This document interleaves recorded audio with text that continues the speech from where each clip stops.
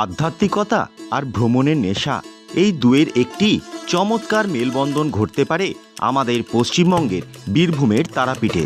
আর এই তারাপীঠে বেড়াতে এসে আপনারা যদি মন্দিরের পাশাপাশি কোনো বাজেট হোটেল খুঁজছেন, তাহলে আজকের ভিডিওটি আপনাদের জন্য। মায়ের ফটো দেখুন এখানে লাগানো রয়েছে। আপনারা 6 জন কিন্তু এই ঘরে শুয়ে পড়তে পারবেন।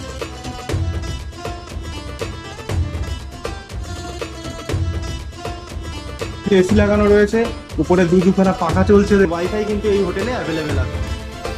তারাপীঠে হোটেল ইলোরা মন্দিরের ঠিক পাশেই রয়েছে। এই হচ্ছে হোটেলের ঢোকার গেট, হোটেল ইলোরা।